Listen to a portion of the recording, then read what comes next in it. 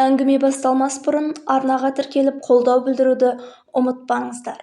Болған оқиға ізімен. Бірде әуестің анасы: «Балапан, біздің үй жақта бір қыз бар. Өте пысық қыз екен. Ернұрға алып берсеңдер қайтеді» деді. Амандық пен әуес қызды көруге барады. Қыз ерлі-зайыптылардың көңілінен шықты. Ернұр тұла бойы тұңғыштары. Ұлдарының аяқтануына екеуі де іштей тілеулеседі. Ернұрды ертіп барып, қызды көрсетеді.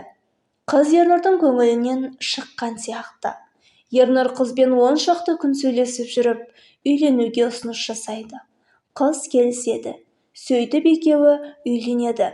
Амандық пен әуестің қуаныштарында шек жоқ. Тұңғыштары шаңырақ көтерді. Келінді болды. Үлкені аяқтанса, қалғандары ағалардың жолымен жүретін аян. Алдыңғы арба қайда жүрсе, соңғы арба сонда жүреді деген. Келін Панар 3 рет босанып, үшеуі де шетінеп кетті. 4-ші немереге туғанда шешесінің терезесінен шығарып, ақысын беріп сатып алды. Әбунәсір деп ат қойды. Әбунәсірге 3 ай толғанда бір күні Панар 3-тік үйлі жоқ болды. Қайда баратынын да айтпаған. Бұлардың іздемеген жері жоқ. Бірде әуестің сіңлісі Дәмегүл Алматыға барады. Бір жерде Панарды көріп қалып, артынан қуып барып жөн сұрайды. Панар сонда жөнін айтпайды. Оның мекен жайын алады. Соңынан Ернұр барып алып келеді. 6 ай бойы қайда, не істеп жүргенін күйеуінен де жасырады. Ернұр ата-анасына бөлек шыққылары келетінін айтып, рұқсат сұрайды. Талғарға барып жұмыс істеймін дейді. Алдымен Ернұр мен Панар Талғарға барып пәтер тауып келеді. Сөйтіп бөлек шығады. Амандық пен әуес бір айдай уақыт өткенде қалай тұрып жатқандарын білуге Талғарға баласының үйіне келеді. Ернұр Маралсай деген жерде құрылыста істеп жүр екен. Ата-ана байғұс бұларға бір табан жақындамақ боп келгеннен Талғар ауданының ауылына көшіп келеді. 6 қараға үй салып алады.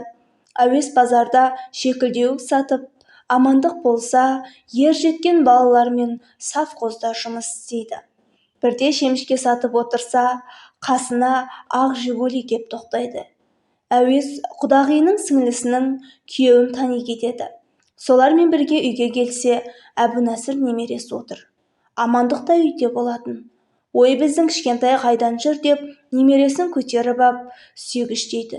Сөйтсе әңгіме былай болыпты.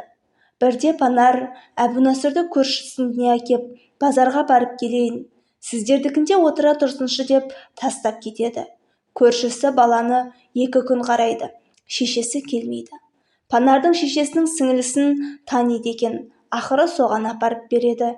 Шешесінің сіңлісі 10 күнде қарап келмеген соң атасы мен әжесіне әкелген екен.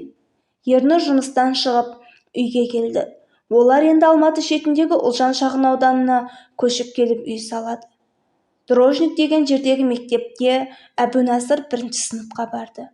Директоры орыс екен. Қазақшаға судай ағады. Директор әуесті кабинетіне шақырып, «Немереңізге әлеуметтік көмек аласыз ба?» деді. «Алмаймын. Ендеше былай етіңіз. Шешесін іздеп табыңыз. Баласын ала ма, алмай ма? Алмаса қолхат берсін. Төлқұжаттарының көшірмесін берсін». Бір мұғалім қызды әуеске қосып берді де, «Мына кісіге құжат жасайтын жерді көрсет» деді. Панардан қолхат алу үшін әуес оны іздеуге шығады. Ұзынқұлақтан бір ауруханада істейтін естіген. Аурухананың біразын сүзіп шығады. Бір танысы Панарды облыстық ауруханадан көрдік деген соң сонда барады. Кадрлар бөлімінің бастығына барып, келінінің іздеп жүргенін айтады. Архивті 3 күн ақтарып әсер табады. Нұрлан деген жігітке күйеуге шығыпты. Ол да осы ауруханада құрылыста істейді екен. Кадрлар бөлімінің бастығы әлгі жігітті шақырып береді. Жігітке әуес, Панардың күйеуі бар, оған қалай үйлендің дейді. «Анау ажырастым деген» деп қарап тұр. «Өзің бұрын үйленбеп пе едің?» «Үйленгенмін, 2 қызбен ажырастық». Әпкеме жездем сай демекші, біріңді бірің тапқан екенсіңдер ғой. Мені үйіңе баста. Әйеліңмен сөйлесуім керек дейді. Жігіт әуесті үйіне ертіп барып, өзі кетіп қалады. Панар төсекте баласын емізіп отыр екен. Әуесті көргенде түрі қоп-қу боп тілі байланып қалғандай, бір ауыз тілге келе алмады. Әуестің бір аяғы іште, бір аяғы сыртта.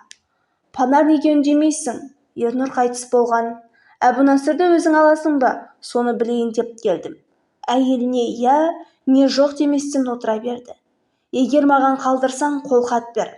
Паспорттың көшірмесін бер. Мен сенің ошағыңды ойрандайын деп келгем жоқ. Тастай қашқан балаңды мектепке беріп, құжаттарын түгендеумен жүрмін. Бірақ ол күні ештеңе бітіре алмайды. Төлқұжаттың көшірмесін сұрап, 4 ай сенделеді. Ең соңында кадрлар бөлімінің бастығына келіп, әлгі Нұрлан деген жігітті шақыртып беруін өтінеді. Шақырып береді. Ашуға булыққан әуес, мені осынша қаңғыртқандарың үшін мен де аямаймын сендерді. Сені жұмыстан шығартамын. Әйеліңді аналық құқығынан айыртамын. Ол баламен ажыраспай тұрып-ақ сенімен үйленіп алған. Туған баласын тастап кеткен дейді. Апатай, осы жұмысқа әзер орналасып едім. Қолхатты мен алып беремін деп жалынғандай кейіп танытты. 10 күннен кейін келемін. Қолхатты алып дайындап қой деп кетті. Айтылған мерзімде үйлеріне барды. Панар 180 градусқа өзгерген. Апа, келіңіз, жоғары шығыңыз деп бәйек болады. Қызылдап шәй құйды. Ішкісі келмеген бірақ асты қорлау күпілдік. Әбу Насырды ерте барған, бірақ бетінен сүйген де жоқ. Әбу Насыр ме деді де қойды. Қазір сол Панардың бір ұлы, бір қызы бар екен. Қызы биыл 19-ға келіпті. Параличпен ауырады екен. Еш кінәсі жоқ қаршадай сәбидің көз жасына қарамай тастап кеткен тас жүрек шешенің зардабы баласына тиген шығар деп ойладым. Кезінде Ернұр ұлыма қайта үйленсеңші, қашанға жүре бересің дегенімде үйленбеймін. Өзінен тумаған балаға бүтін ел қараушы еді. Балама ешкімге шапалақ салдырмаймын деген еді. Өзі 1 жылдан кейін дүние салды. Сөйткен Әбу Насыр әжесінің жетелеуімен мектепті жақсы бітірді. Университетке түсіп, оны да ойдағыдай тәмамдады. Былтыр 2019 жылы отбасын құрды. Қазір әжесінің қамқоршысы.